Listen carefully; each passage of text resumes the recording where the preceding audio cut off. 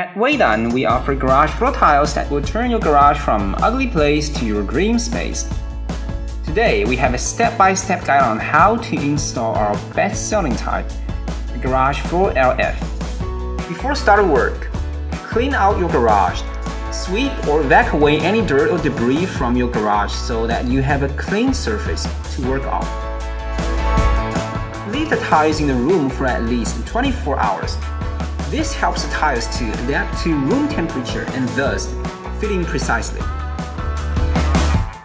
There are a few tools that may come in handy during installation, like a rubber mallet, a tape measure, or cutting tools like a tile cutter or power saw that will help you to get a custom cut. Well, let's get it started. Place the first tile at the top corner of the garage and leave about ½ inch gap between the wall. Allow expansion or contraction. Each LF tile has 2 male pegs and 2 female loops. Make sure the female loops face the other end and the back wall of your garage. Feed the male peg into the female loop and lay out the first 3 rows of the tiles.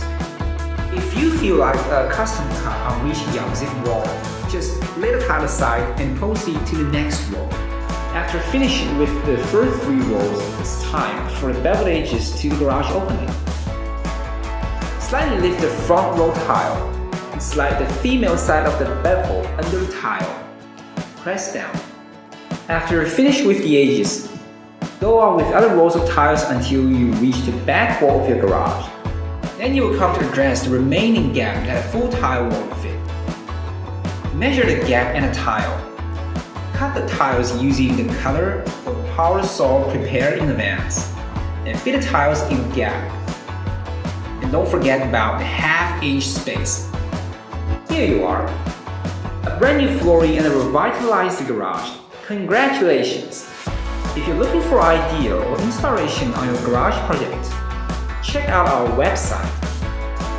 Get in the product page and get a quote, and leave your info and message.